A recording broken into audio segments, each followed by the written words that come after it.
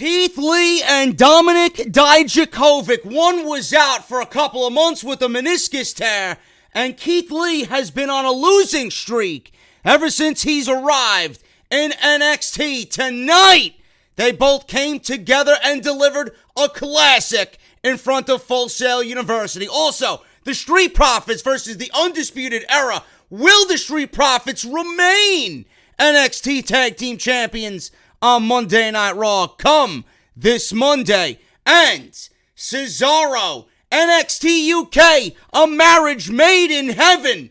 But who is his opponent going to be this Saturday at NXT Takeover UK Cardiff? There's only one, and he's not on the card. Pete Dunne gives Cesaro a call right here for NXT on Off the Script.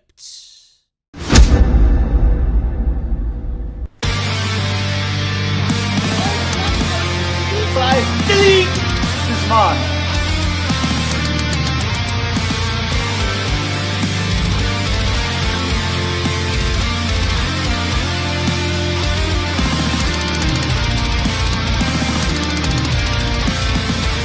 Alive with it. People still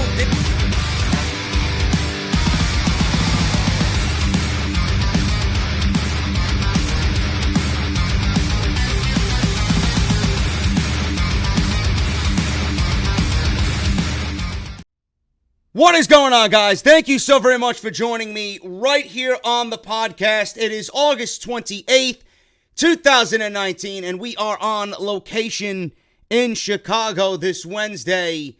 Labor Day weekend is upon us, folks. Not just Labor Day, but AEW weekend, as All Elite Wrestling presents All Out this Saturday, August 31st, from the Sears Center. I can't wait for all those festivities this coming Saturday. But what a great NXT episode we got tonight. What a great show. And watching this show tonight really hit home.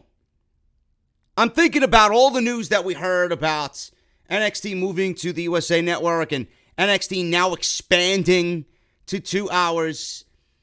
I'm going to miss this 1 hour format, man. I really am. It's so action-packed, and it's easy to digest, and it's easy to follow. It keeps you wanting more. I don't think that we're going to get tired of more NXT, and I worry if NXT does start to tank in the ratings going up against AEW, who gets involved and tries to right the ship on the Wednesday night battlefront. God forbid that happens, but I honestly think if Triple H and everybody that is on Triple H's team remains in their current position with Triple H captaining this ship, I think we will be okay at 2 hours. The only concern is as long as Vince McMahon does not get involved. So I am really going to miss that 1 hour format. But tonight was an awesome show. We got new tag team champions in the Undisputed Era. The Undisputed Era prophecy is slowly but surely once again going to be fulfilled. Adam Cole is the NXT champion. Kyle O'Reilly and Bobby Fish tonight beat the Street Profits. They are the new NXT Tag Team Champions.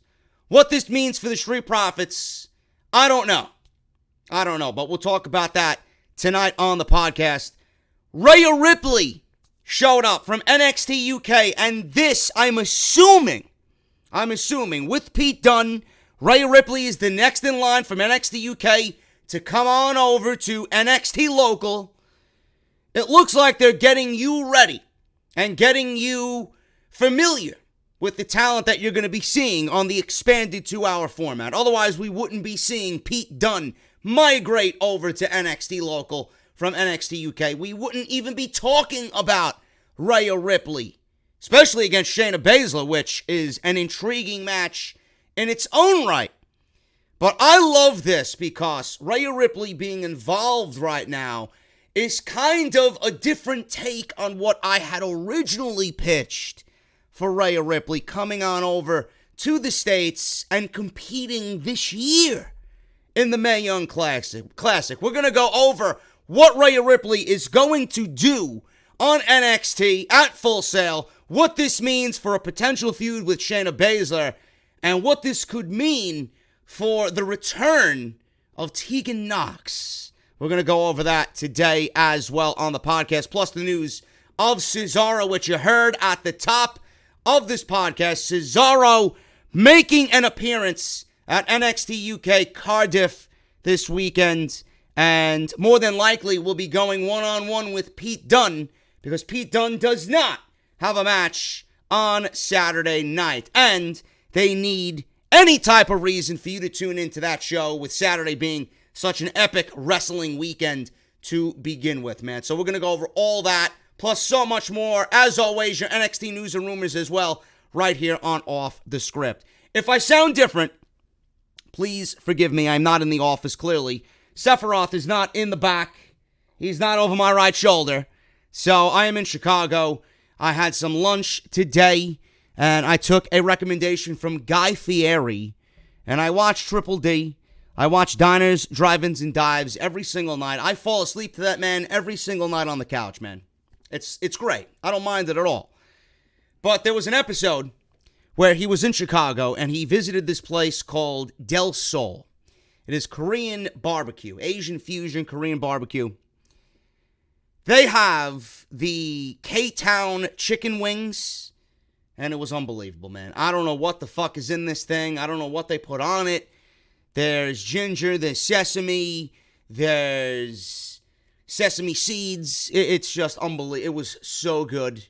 So good. I highly recommend you guys, if you're going to be flying in for All Out this weekend and you need a food recommendation, go get yourself some Del Sol, man. It is awesome. And I am absolutely in Flavortown, USA with Guy Fieri on that one, man. Oh, man, that was just awesome. So I'm here in Chicago today. The flight was easy. I set up the office here in the hotel, and hopefully we'll be doing a lot of work here.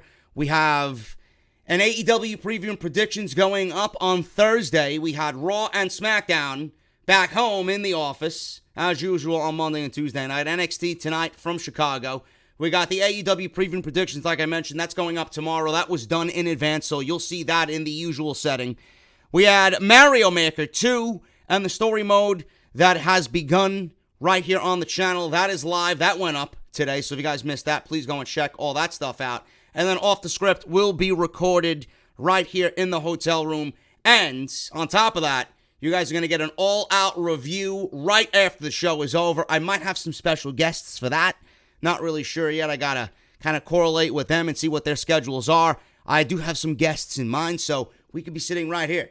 And we could be talking all out after the show is over and just letting you know what we felt live there inside the Sears Center. And then I fly home on Sunday, and we are back to business again on Monday for Monday Night Raw. But if you guys missed anything that has been on the channel so far this week, make sure you guys go and check all that stuff out. I will leave you a link to everything you might have missed down in the comment section of this very video.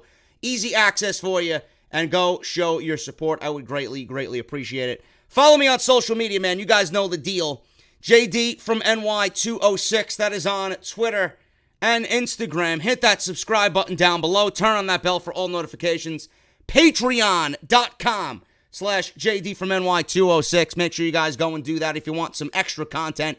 Content that is not available on YouTube. So make sure you guys go and do that for me. Greatly appreciate that as well. And tonight's podcast is brought to you by our fine friends over at Audible. audibletrial.com/offthescript. Just for listening to the podcast tonight, you guys are going to get 30 days free of Audible service. And you're going to get a free audio book on the house for free just for signing up, just for listening to Off the Script tonight while we talk about NXT. So that's audibletrial.com/offthescript. You guys are going to get 30 days, and some people do stay on. A lot of you guys have actually stayed on for the 30 days, and some. So it's up to you completely if you guys want to stay on. Other than that, you're not going to be billed. It is completely free, and you're going to get that audio book on the house just for listening to the podcast. Once again, guys, that's audibletrial.com/offthescript. Might as well start with the biggest news today coming out of the NXT brand. Actually, not just the NXT brand, but the NXT UK brand. And that is Cesaro going on over to Cardiff, Wales to compete at NXT TakeOver UK this coming Saturday. And more than likely will be going one-on-one with Pete Dunne, who is not booked for the show. And I don't blame WWE for doing this at all. Now, if you guys remember the first ever NXT TakeOver UK, we had Jordan Devlin versus Finn Balor. It was teacher versus student. And Triple H got Finn Balor on the show. It was a great moment. Crowd went crazy. And it actually made sense, and they put on a damn good match on that night. I don't blame Triple H for doing that again here with Cesaro. The only thing I don't like about it is that Cesaro is knee-deep in that utility man role. He fits that role great. There's no better man to fit that role than Cesaro, but I think the man is worth so much more than the role he is in right now. Now, per the report, former WWE United Kingdom champion Pete Dunne seems to be on his way to NXT Local. We've seen him mix it up with the Velveteen Dream. We've seen him mix it up with Roderick Strong. I'm assuming that was not just a one-off. William Regal said that Pete Dunne is going to be spending a couple of months. He's going to be spending some time at NXT at Full Sail University. And he is now going back over to the United Kingdom, and he will be taking on Cesaro for NXT TakeOver UK because it's pretty much a great way to get all eyes on that show before all the eyes migrate over to the Sears Center for All Out. Cesaro recently made it known to his fans that he's planning on heading to the United Kingdom this weekend in order to get a more hands-on experience, as you guys heard, and what it's like to be at one of their events. People put this puzzle together, and clearly this is the direction that WWE is going in. Pete Dunne actually came out on Twitter, and with Cesaro saying what he said, Pete Dunne quote-tweeted Cesaro and the NXT UK Twitter account and simply said, and I quote, "All right, mate." So that pretty much sealed the deal for NXT TakeOver UK, Cesaro versus Pete Dunne. It should be a classic, and I will be watching, no question. Don't know when the review is going up, but I will be watching the show nonetheless come this Saturday. Now, moving on to the regular news that we got here. Adam Cole, the Wednesday Night War, clearly he is set up for the battle lines. He is the NXT champion. He will be knee-deep in this Wednesday Night War. He will be focused on, he will be presented as the man to carry NXT in the war against all elite wrestling.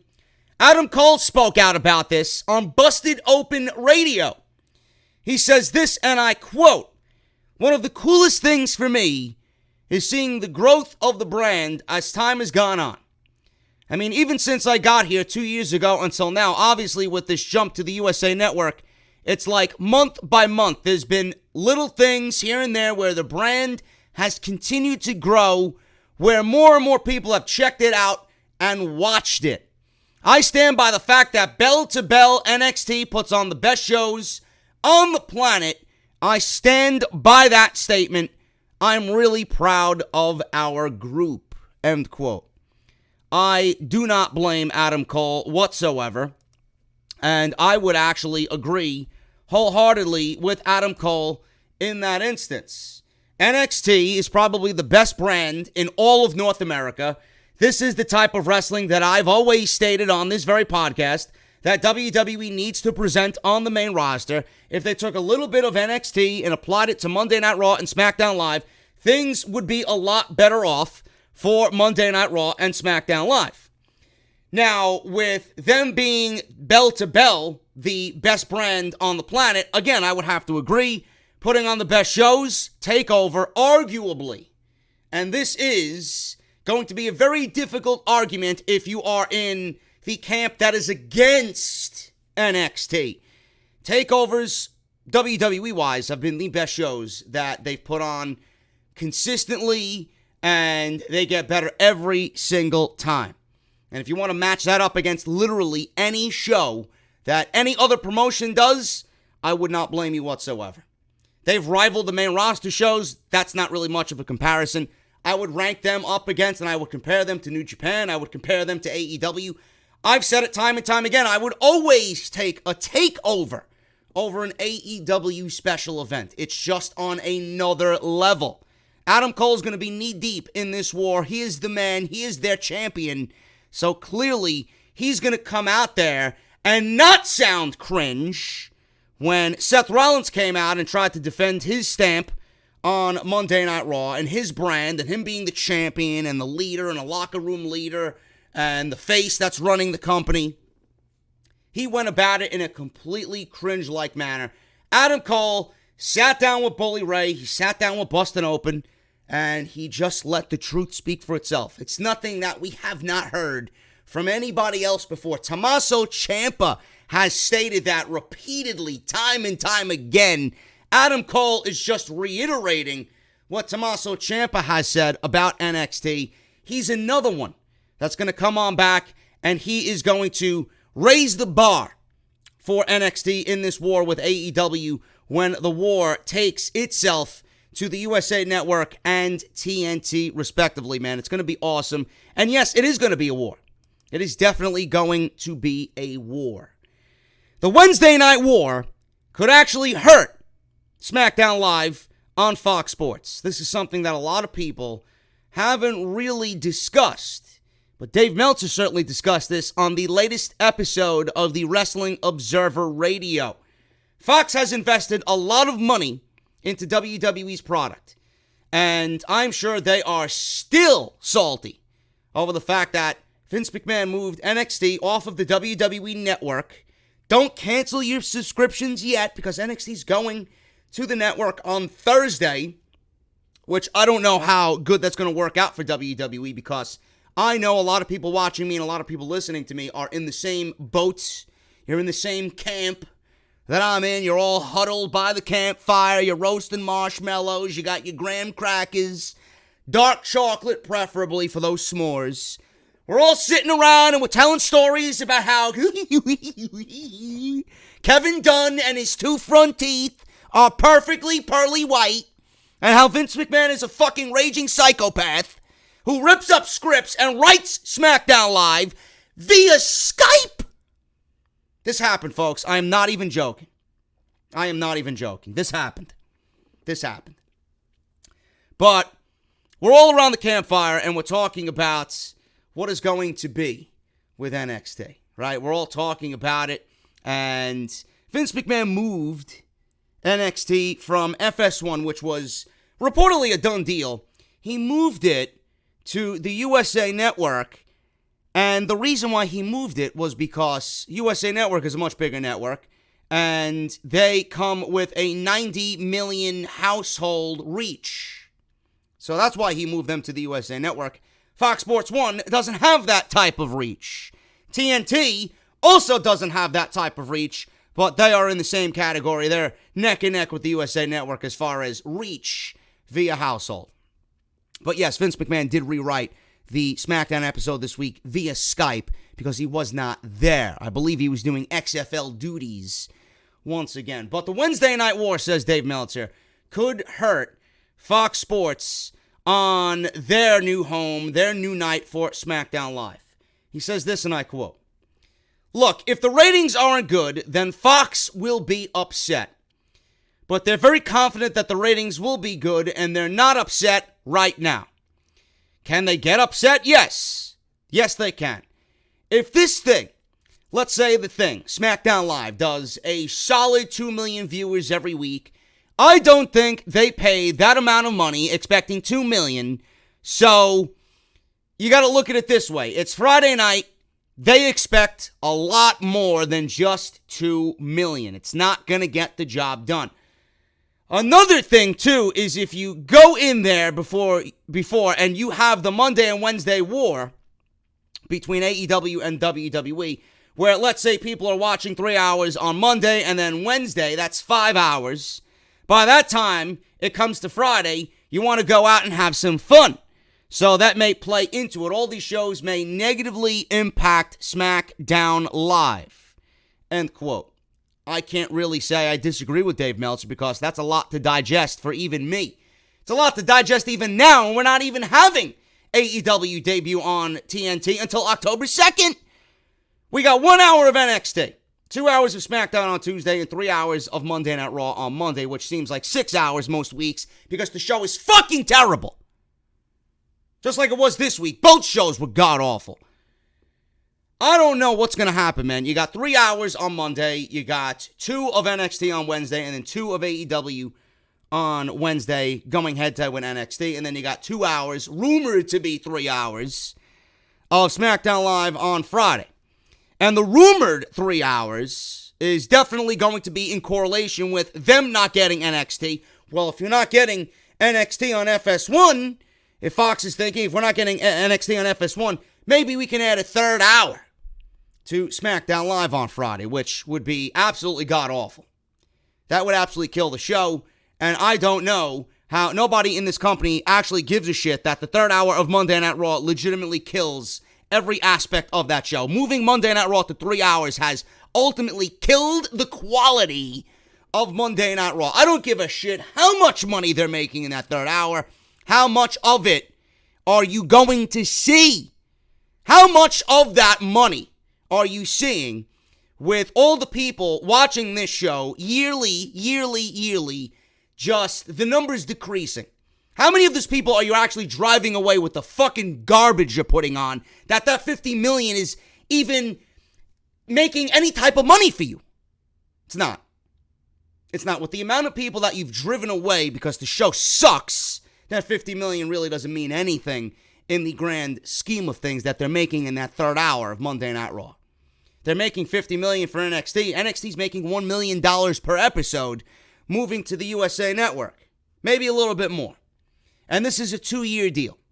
I don't know what is detailed in this 2 years. I found out today that it's a 2-year deal with USA Network and NXT. They could always move it to the WWE Network once again if it's a failed endeavor. But why would you want NXT to be a failed endeavor? Why would you put them in this situation to be a failed project and lose to AEW? And how soon, when the ratings come in, when AEW is doubling NXT's ratings, how soon before we see Vince McMahon come on in and inject his poison to the show and we get Monday Night Raw and SmackDown Live on Wednesday night with NXT?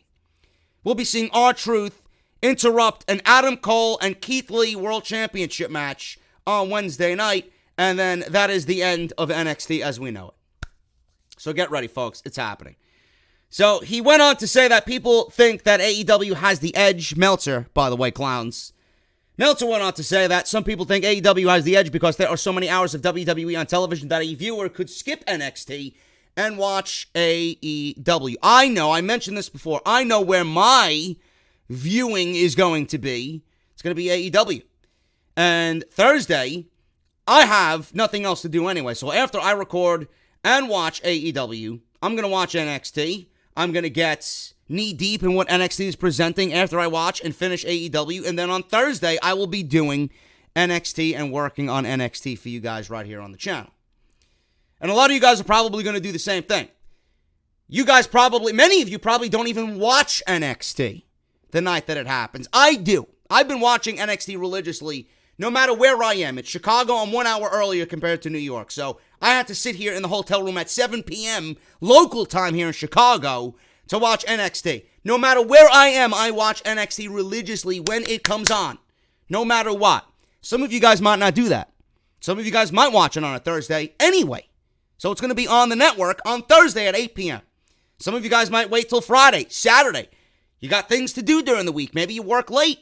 Maybe when you have an off day and you're not doing anything on the weekend and you want to kill some time, maybe you watch NXT on a Saturday or Sunday and ingest everything that you want during your weekends for the WWE product. I don't know. But I know I'll be watching AEW on Wednesday. And how many of you will be watching AEW on Wednesday knowing that you can just watch NXT, as always, whenever you want because it's going to be on demand? How much of this really is going to be a Wednesday night war? Yes, it's going to be a war because they're battling for ratings. They're battling for eyeballs. They're battling for viewership. But how much of that viewership will be seen by NXT when you can find it on the network just a day later And I'm not saying that there's not going to be any channel changing. I know I'm going to be changing the channel. I'm going to be watching TNT. I'm going to be watching the USA Network because they got Kenny Omega and Jon Moxley on one channel, and they got Tommaso Ciampa versus Adam Cole on USA Network for the NXT Championship. Clearly, I'm going to be going back and forth, and then I'll just catch up on the full episode with no interruptions after I'm done NXT. It's going to be a very interesting season, folks. It's going to be a very interesting situation for NXT and their impending war with AEW. NXT Superstars, speaking of the war, NXT is now a legit third brand. They're not a developmental brand anymore. They are not the minor league. This is now a situation where NXT is making money, finally, for the WWE. They are no longer being looked at as a minor league. I never looked at NXT as a minor league or a developmental because there's no fucking way you could watch Johnny Gargano and Tommaso Ciampa and Adam Cole and everybody else doing what they're doing in NXT and look at them as a developmental brand. The casual viewer watching NXT on USA Network come the 18th of September and then come October 2nd is definitely going to get that type of vibe because when you're watching USA Network on October 2nd to see a live edition of NXT and you see 500 people in the crowd, and then you watch October 2nd on TNT and you got AEW performing in front of 12, 13,000 people sold out at the Capital One Arena in Washington, D.C., which one is going to look minor league to you? NXT certainly is going to look minor league. So I don't know how that is going to jump off the television as far as the NXT presentation compared to the AEW presentation. But the NXT Superstars, being that they are now legitimately a third brand, they are not wanting, nor are they interested in getting the jump and getting called up to the main roster because with NXT moving to the USA Network, there really isn't a main roster anymore. This is the main roster. This is their main roster. So I need you to dead that completely. And with NXT falling into that third brand legitimately, who's to say we don't ever get a call-up of the Undisputed Era? Who's to say that who's to say that Shayna Baszler is going to make the main roster? She eventually will. I would love to see her versus Becky Lynch, and I'd love to see her versus Sasha Banks and, maybe a Charlotte Flair. But where we're talking about imminent jumps, those imminent jumps might not be a thing for months down the line. Because they're going to need the star power. They're going to need familiar names on the NXT brand to grow the brand even further in the war. So making the jump might not make sense, but the talent isn't even interested in making the jump anymore for this reason. Meltzer went over this. They're not clamoring to make a main roster jump. The thought is that they don't want to risk dwindling into obscurity just for the extra pay. They're hoping that they can build the brand. And with the money that NXT is making from the USA Network, they hope that they get some, especially the bigger guys like the Coles and the Dreams and all of Undisputed Era, the Garganos, the Ciampas, the Matt Riddles, the Shayna Baszlers. They're all hoping to get that extra increase in pay so they don't have to go to the main roster. Now, everybody's in this thing because they love pro wrestling, but you're also in this thing because you want to make some fucking money for yourself and provide for your family. They're great at what they do. And what did Heath Ledger say in The Dark Knight? If you're good at something, never, ever, ever do it for free. So they're not going to be doing it for the same pay that they're making now. With NXT moving to the USA Network, they're going to expect extra pay, and they would rather not take the extra pay to ruin their careers and have everything that they worked so hard for pretty much get flushed down the toilet by Vince McMahon. Meltzer says this, and I quote, "I know there are guys. I don't know who they express it to, but it probably wouldn't be difficult to figure out who they are. They are not clamoring to go up to the main roster because they know they're not going to be happy. They're happy in NXT, but they're making 1/3 of the money and probably less than 1/3. There are certain NXT superstars that could be making 3 times as much money, says Meltzer, on the main roster compared to NXT, but they aren't clamoring to go up. They would much rather be in NXT and make less money than be misused on the main roster. And I don't need to go over who's been misused, who's been called up from NXT. All you need to look at is the latest installment of call-ups. Look at Ricochet. Look at Aleister Black. Andrade has not still hit his stride. Look at EC3. Look at Asuka. Look at Kairi Sane. Look at the fucking War Raiders. Look at AOP. Do I even need to go on? It's a fucking joke. I could take those guys and build an entire fucking roster just by those names alone. WWE has completely dropped the ball on several NXT call-ups, and don't give me the shit that, oh, they're generic, there's no charisma, blah, blah, blah. This is what NXT is for. They are used to build the future. Vince McMahon gets the future, and it's either you like them or you don't. You don't even give them a chance.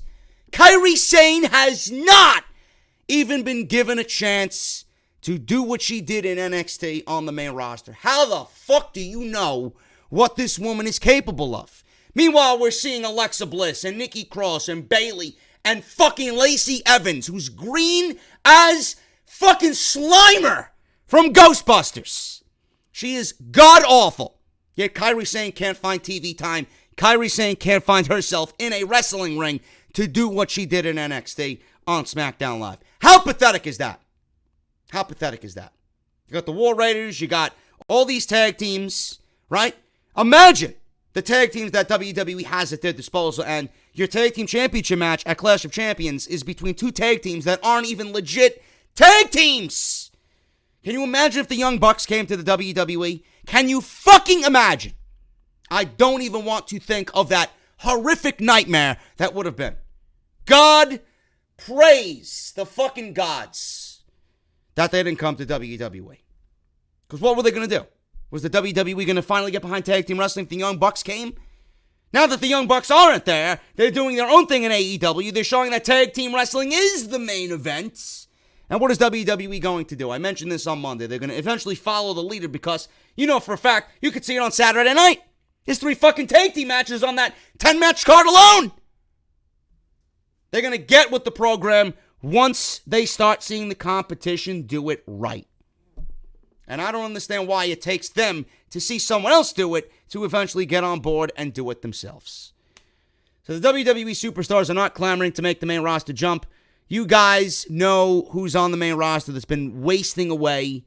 Dave Meltzer noted on the Wrestling Observer Radio that the customary call-ups like Shayna Baszler, who's been imminent. The rumors have been circulating about Adam Cole and the Undisputed Era, God forbid. That might not even be a thing anymore. WWE doesn't want to give the impression that NXT superstars aren't good enough for the main roster. This could cancel a big call-up that was in the cards for Shayna Baszler. Meltzer says, and I quote, Shayna at her age, do they move her up? And I know Shayna was going to be called up regardless. Meltzer noted that there are also several members of the main roster who would rather be in NXT, which comes to nobody's surprise whatsoever. Everybody, all the way from the top to the very bottom, would love a shot in NXT.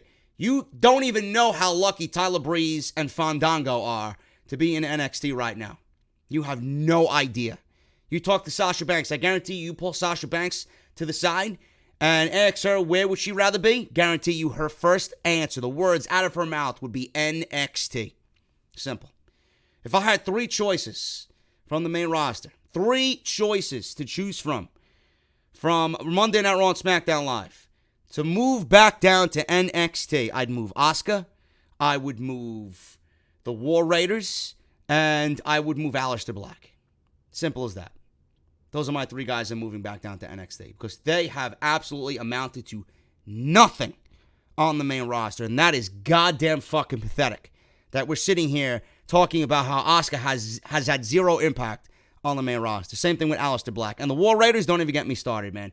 Don't even get me started. Matt Riddle, he was on the main event of last week's show. WWE actually trademarked not only Matt Riddle's name, but they trademarked several other names. They copyrighted and trademarked Walter, They trademarked the Iconics, Matt Riddle, Bianca Belair, Aaliyah, Drew Gulak, Humberto Carrillo, and like I mentioned, the Iconics. WWE likes to own pretty much everything that they put on their television shows, so this is really no surprise to anybody. And something that you might not even know of, I don't even know who would wear their merchandise out in public, and if I do, I would actually shake your fucking hand, because you might be the only one. You might be the only one. I think the only sales that they've gotten for their merchandise is from themselves purchasing their own merchandise. Steve Cutler of the Forgotten Sons tweeted out that it's not great of WWE to release a t-shirt of the Forgotten Sons and never tell them about it. Clearly, these guys make money off merchandise. They want to help themselves out. They got families. That extra income is always great. But the WWE did not even let them know. NXT and NXT management, whoever's in charge, did not let the Forgotten Sons know that they were getting an official t-shirt. He says, and I quote, "Funny how you aren't a chosen one, not notified by the company, but rather by the fans of the release of your first ever piece of merchandise to increase your income, to better your family's lifestyle. Go buy our merch." End quote.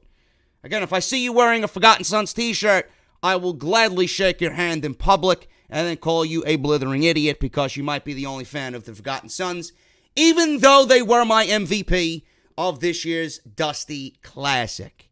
So, that's that. That's all the news I got for NXT, man. We have a lot more to go over because we're going to go over tonight's show, which was a great show for 1 hour. Don't know how the format of the show is going to be moving to 2 hours. I don't know what I'm going to do as far as my format goes, but we'll figure it out.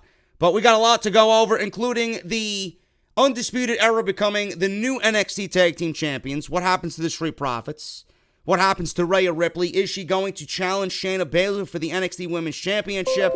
And we got so much more to come as well right here on the podcast. But before we do that, man, I have to make sure you guys check out the Ridge. Ridge.com/script. They've been with me for several months right now, and I own the Ridge wallet, their signature product, and I love it. I took it to Chicago with me. I am all set to go for this all-out weekend, and I am living my simple life with the Ridge, man. Ridge.com/script. You guys can get yourself your very own Ridge wallet if you use our unique link, ridge.com/script. You're going to save 10% off at checkout. Not only wallets, man, they got USB cords, they got power cables, they got backpacks, they got knives, everything you guys need to make your life simple. You can save 10% off literally anything on the website. Code SCRIPT at checkout, 10% off, ridge.com/script. The NXT Women's Division is definitely becoming a lot more interesting with the addition of the new Io Shirai. I don't want to give WWE any ideas because they'll probably end up calling Io Shirai the new Io Shirai because we still haven't gotten over the fact that WWE has still gone out there and announced Daniel Bryan as the new Daniel Bryan. Guy's been on the main roster as a fucking heel for how long now, and he's the new Daniel Bryan. As we sit here, going into September, Labor Day weekend, the new Daniel Bryan. Awesome. The new Io Shirai, the new heel Io Shirai, I should say. Don't let Vince McMahon get a hold of her, otherwise we will hear the new Io Shirai. She is awesome. She's absolutely awesome. Io Shirai versus Cammy Fields. This opened the show for NXT tonight. This was pretty much a squash match. Shirai hits a submission on Fields. Fields tapped out. That was pretty much it. She heads to the top rope, hits her moonsault, goes for cover, and Shirai, in typical heel fashion, knew that was going to finish her opponent off and didn't do it. I love the new nasty attitude. Everything works for her. The new persona, the new outfit, the theme music, the new attitude, everything works, man. It's fucking awesome. After this was over, post-match, Shirai grabs a kendo stick, beats up her opponent. LeRae comes out, makes the save, steals it away, smacks Shirai a few times, and Shirai retreats up the ramp, and LeRae is yelling at her from inside the ring. It looks like we are still going after this feud here with Io Shirai and Candice LeRae, and I have absolutely no issues with that after what we see in that TakeOver Toronto, which will probably go down as, one of the best matches of the year, period, in WWE, and by far and away, the best women's match of the entire year, possibly in any promotion. So there you go. I would be actually surprised if someone came to me and found a better women's match than that in the United States. I'm not even talking about Japan. I would find it very difficult for someone to go out there and find a better women's match than Io Shirai and Candice LeRae and what they did at TakeOver Toronto. I don't think it's even possible. So I have no problems at all with these two continuing their feud. In fact, I would love if this ended up being a title feud later on down the road in the possible near future. But with what we got and Shayna Baszler, Rhea Ripley tonight, with the inclusion of a possible returning Tegan Nox, if WWE is smart with their booking, that might have to wait for just a little bit. Keith Lee versus Dominik Dijakovic. I love the history of these two showcased in the video package. Keith Lee has been doing this for 10 years. Dominik Dijakovic has been doing this for 5 years, yet their paths have crossed, and they have waged war up and down North America together. Some of you guys have urged me to go watch their classics from wherever, and I have not done that yet. This is the first glimpse of what Keith Lee and Dominik Dijakovic can do together in an NXT ring. The first time that we seen this, it went, I would say, 4 or 5 minutes, and it ended up being a double disqualification or a double count out, I believe. So it ended up being a no contest. And then after that, Dominik Dijakovic had to go out with an injury. He tore his meniscus. After that, Keith Lee had an undisclosed injury. We still don't know what he was ailing from, what type of injury it was. And they were both out at the same time. The gods have shined their light upon us. And we got Keith Lee versus Dominik Dijakovic. Both men healthy. And after tonight's, I don't know how WWE is not pushing Keith Lee on this brand. And Dominik Dijakovic, swear to God, man, if Vince McMahon has anything to do with NXT, if he has any type of fingerprint all over NXT, if need be, he's going to take one look at Dominik Dijakovic and he's going to pluck him from NXT and put him on SmackDown Live on Monday Night Raw. He is that type of guy that Vince McMahon would absolutely love to have on Monday Night Raw or SmackDown Live. So this was awesome. I love the build up to this. This was grade A Mauro Ranallo for this thing. He called this thing like a fucking takeover. I loved it. Crowd very much in support of both guys because they knew the history here. They felt the epicness that was about to come. Keith Lee is so over with this crowd. Again, I don't know how WWE is not pushing this guy on NXT. The more I see him, the more he loses, and the more he loses, the more he becomes like the new version of Cassius Ohno. We don't need that. We don't need that. Keith Lee's too good for that. So he starts to taunt Dijakovic a bit, and they lock up. Dijakovic hits him with multiple strikes. I don't want to be hit by anything that Dijakovic has. He is a stiff motherfucker. Lee fires back with a few shots of his own. Lee then leaps over Dijakovic and hits a shoulder block, dropping him. Lee ties up Dijakovic in the ropes, hits a double chop to the chest. Also, something I do not want to be on the receiving end of because it is fucking nasty. Dijakovic hits a cyclone boot to the face. That sent Lee to the outside. So after the boot, Dijakovic hits some shots on Lee, tries for a suplex, did not get it. Lee hits a back elbow, spinning forearm. Lee ends up on the apron. He then tries to smash Dijakovic's head into the turnbuckle, and he fights it off twice, blocking the turnbuckle shot. Lee finally sends him into the turnbuckle, and then slingshot crossbody by Keith Lee from the outside, inside, onto Dijakovic for a 2 count. So this is when things were starting to pick up, folks. This was just the tip of the iceberg here. Lee with a massive lariat spinning Dijakovic inside out. Holy shit, what a lariat, man. Dijakovic, for a guy who's got to be 6'5", 6'6", 6'7", 200 and some odd pounds, 250 pounds, he sold that fucking clothesline like a beast, like Ali, like Cedric selling the Claymore a couple of weeks ago. That's how we sold this thing. So he went for a 2 count, Keith Lee did, and it was not enough. They both end up on the apron, and they get sent down on the apron. And I mean sent down. We had Dijakovic get chokeslammed, or look like a spine buster of sorts, on the ring apron, and then we had to have the obligatory, well, that part of the ring is made of steel and extra wood, the hardest part of the ring. Yes, thank you, Beth Phoenix, as if I don't know that already. Fucking goon. So, we get that, and then the referee begins his 10 count. Lee goes out and brings his opponent back into the ring. Dijakovic then lands some shots to Lee's chest, boot to the face.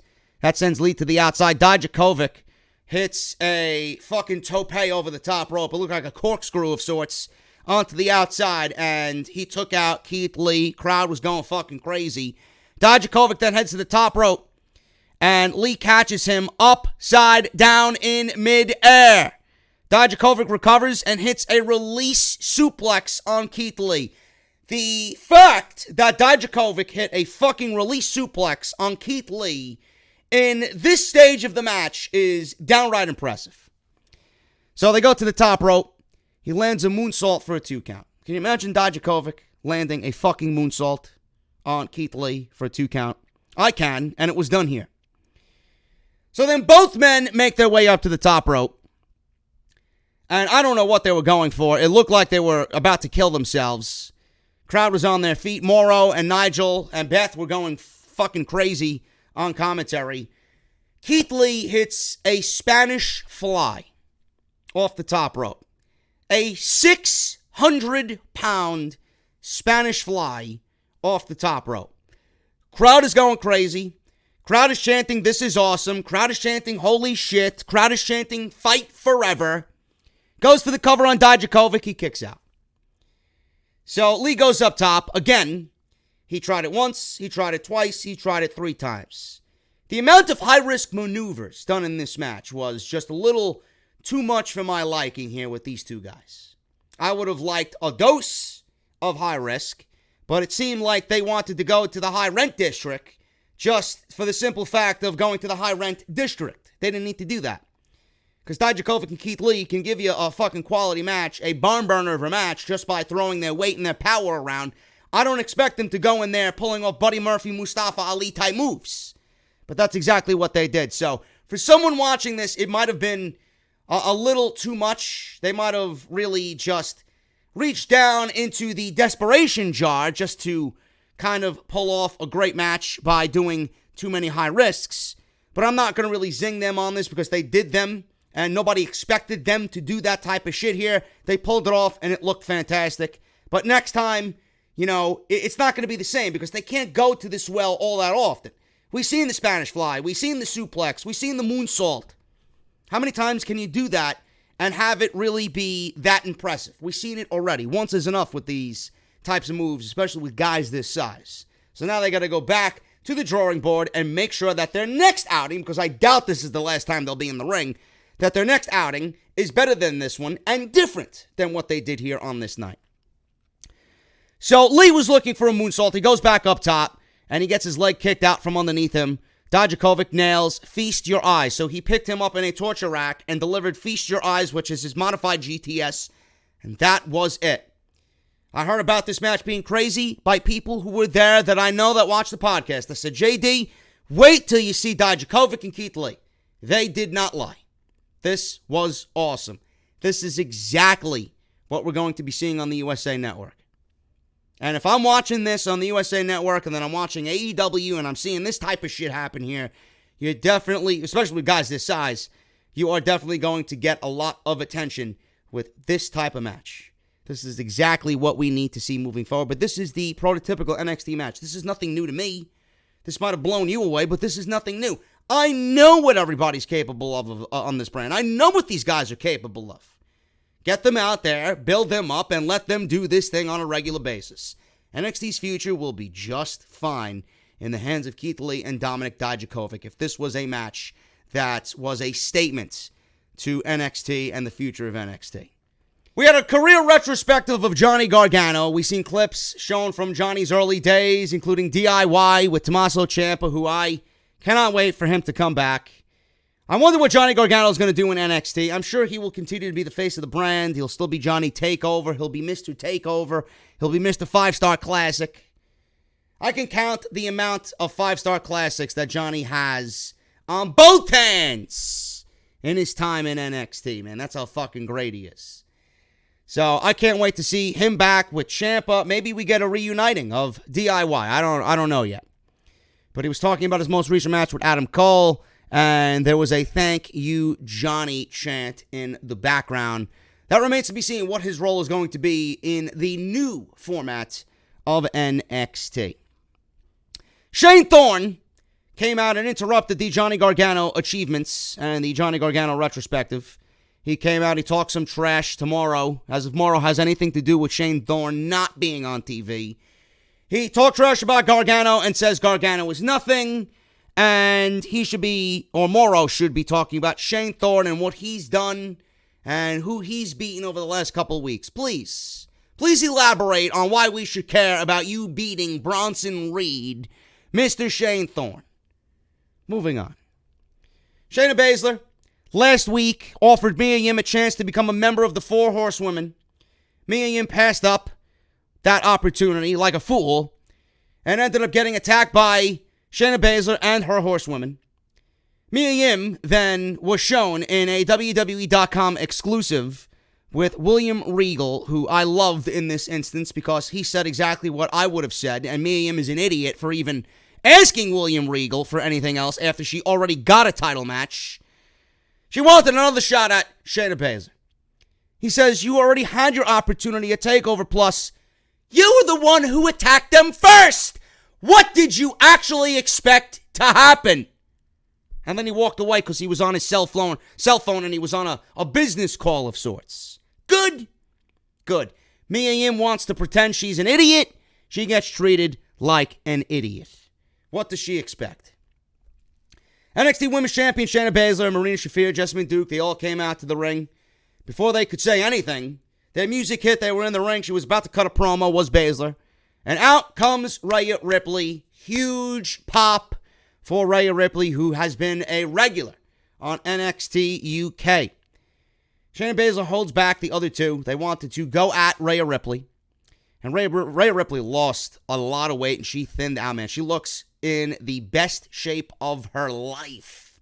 She looks fantastic. She looks tough. She looks like a fucking beast. So Ripley gets in Shayna Baszler's face. Ripley yanks the microphone out of Baszler's hand, who was about to cut a promo. I know what you're going to say, Shayna. You're going to say, you've beaten everyone here. But I'm going to tell you, you haven't beaten me, bitch. Crowd erupted. Big Rhea chants. Baszler is seething mad at this point. She bails out of the ring. She holds her horsewomen back, and Rhea Ripley stands in the ring, tall and proud about what she just did.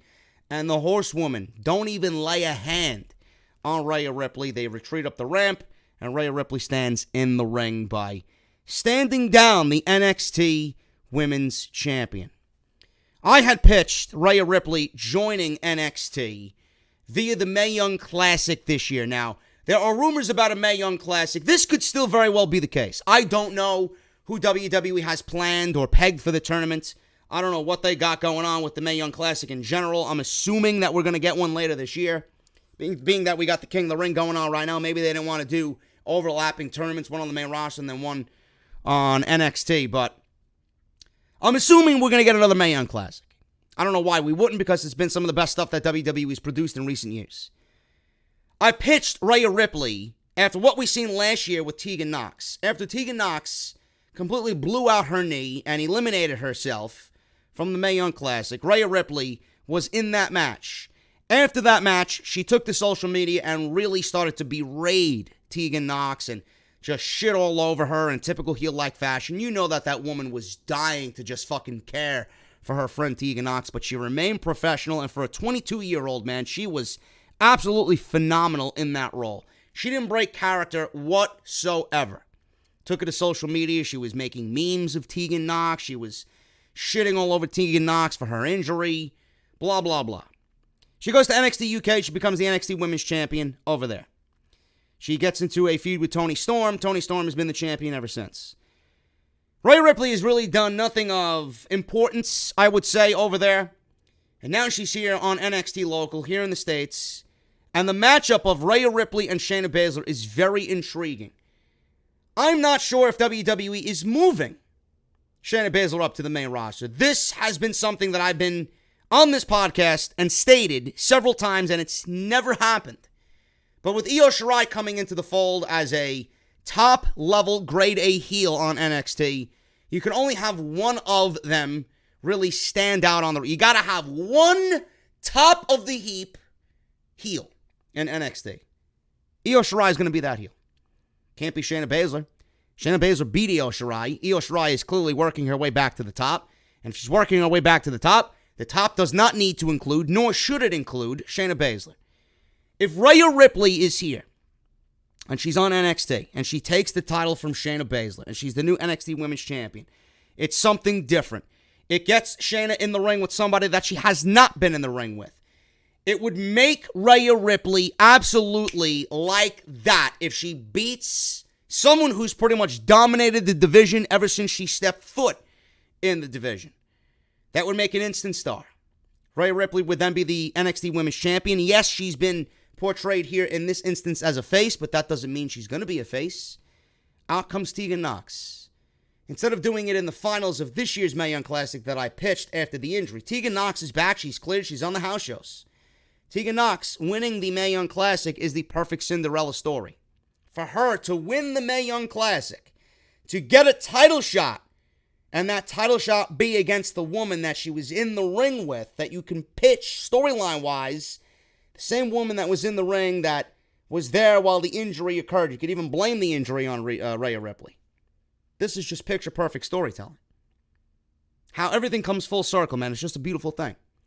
Might have been a long while till we got to this point, and Tegan Nox might never be the same with 2 knee braces on her knee now, on her knees, both knees, but what a story that would be. For her to come back after this devastating injury, which should have been her career, win the tournament this year, get a title match, become the Mae Young Classic winner, and then meet Rhea Ripley face to face, that would turn Rhea Ripley into an instant heel. The instant top-level heel on this brand. I think this is a great story, and WWE, if they have anything going on here, that's where they need to be going. That's where the money is. Because that, especially with the story told there from her injury, that's money waiting to be made. I love it.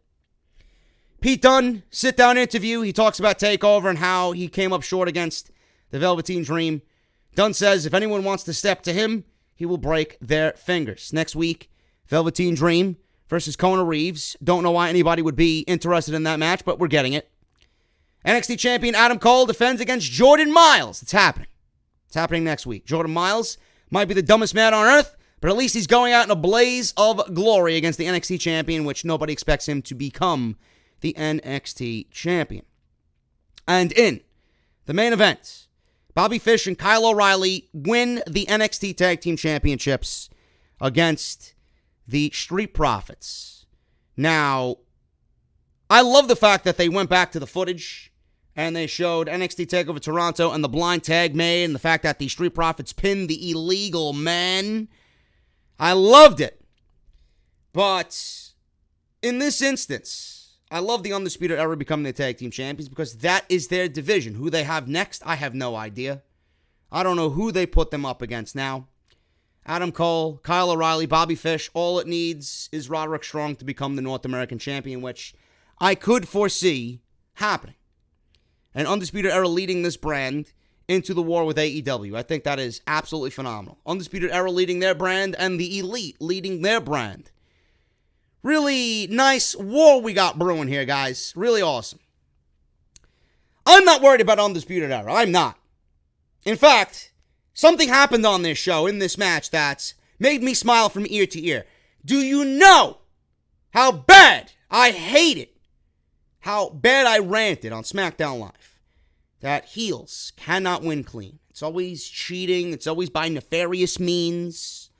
Undisputed Era did not use Roderick Strong.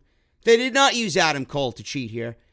Folks, the Undisputed Era won here by clean victory. Simple. That was it. That was it. They went high-low. They did their finishing move. Chasing the Dragon, whatever the fuck they're calling it. I don't know. They're whatever. Whatever they did Chasing the Dragon. I don't know if they finished them off with Chasing the Dragon. It was the high-low combo. Axe and smash they finished them off with. 1, 2, 3. That was it. That was it. Undisputed Era wins clean. Look at that, folks. Heels who don't win dirty. Do you know what that does for the Undisputed Era? It makes them and their new reign as tag team champions, and it makes the Undisputed Era as a group look that much more legit when they get the job done, because it showcases that they're better than everybody else. What happens to the Street Profits here, folks? They probably go to Monday Night Raw, and they probably go the way of the Heavy Machinery team of Otis and Tucker, and they become nobodies, and they fade away into obscurity. They'd be lucky if they actually end up like Heavy Machinery, because at least Heavy Machinery has a fucking pay-per-view match and has some wins under their belt against notable teams. I think. But the War Raiders, you don't want to end up like the War Raiders. I watch the Street Profits on Monday Night Raw, and I cringe, and I cry, and I yell, and I bitch, and I moan, because they don't have any idea who the Street Profits are. One week, we're getting alcoholic Angelo Dawkins, and we're getting smoking weed with RVD Angelo Dawkins, and we got Montez Ford mimicking the fucking Rock, going over exactly what's happening on Monday Night Raw. They pretty much are walking cue cards. We don't need them to be walking cue cards. They're not fucking spokesmen. This is a legit tag team that is pretty damn fucking great at their jobs. Put them in the ring and start building tag team wrestling. Oh, but JD, they're building the Street Profits in front of the live audience that don't know who they are. Hey, Einstein, you know how you do that? You do exactly what they did here on NXT. If you put the Street Profits in the ring and let them do what they do, they will get over. If you showcase the Street Profits on Monday Night Raw by doing the entrance that they usually do on NXT, by going into the people, with the people holding up the red Solo cups and partying and dancing and showing that charisma and that fucking attitude in the crowd with the people, they will get over. Because when people see that on TV and they know the Street Profits are going to be on the show, people who are going to the show to see Monday Night Raw, SmackDown Live, they're going to want to be a part of whatever the Street Profits are doing. They're going to want to be a part of the partying that the Street Profits are going to be partying and doing. I don't get it. This is simple. Wrestling 101. Meanwhile, we got fucking Montez Ford mimicking Dwayne Johnson, and we got Angelo Dawkins having a crush on Nikki Cross. Yet this is legitimate tag team wrestling on WWE television. Meanwhile, you got one, and you're not doing anything with them. You got them on Monday Night Raw to be cool and appeal to the younger audience, the cool audience. Monday Night Raw is not cool. I don't give a shit who you have on the show. Montez Ford and Angelo Dawkins cannot bring the cool factor of Monday Night Raw to where it needs to be by themselves. It's an overall effort for 3 hours. So when you got the Street Profits doing what they're doing, they're not coming off as cool, they're coming off as another C word, cringe. So please, change the tone of the Street Profits. And the reason why they lost, I'm assuming they're going to the main roster. Maybe in the weeks to come, we'll start seeing the Street Profits wrestle on Monday and Tuesday night. And if we're lucky, they actually might build a tag team division around a team like the Street Profits. But that's just me getting ahead of myself. Who the fuck am I kidding? Tag team wrestling on the main roster? Ha ha ha ha ha. You want tag team wrestling, you're going to go watch TNT on Wednesday nights. I'm getting out of here, guys. Thank you so very much. I could use a cold beverage after today. It's been a long day. It's been a very bad day. But I'm here in Chicago. I'm going to enjoy myself. And hopefully you guys enjoyed this podcast today right here on Off the Script for NXT, man. Let me know what you think down below. If you guys are wanting more content, please hit that subscribe button. We're here every single week, Monday, Tuesday, Wednesday for NXT. Off the Script, the flagship podcast of this channel. Friday, Saturday, and Sunday. I'll be covering All Out all weekend long. Preview predictions tomorrow. We got the review going up on Saturday night with possible special guests. Don't go anywhere, man. It's going to be awesome this weekend, and I'm going to be right here in Chicago, Ground Zero, covering it all for you guys. AEW All Out should be awesome. Hit that thumbs up. Hit that subscribe button. Turn on the bell. Make sure you guys check out all the other videos that you might have missed. Follow me on social media at JD from NY206 on both Twitter and Instagram. And I will see you guys right back here tomorrow. I should be in the office. That doesn't mean I'm in New York, but I recorded this early for you guys. My Patreon's got it early, 48 hours early. But you guys will see the AEW preview and predictions over an hour of late-breaking news right before the pay-per-view and my predictions for the entire 10-match card that will be all out.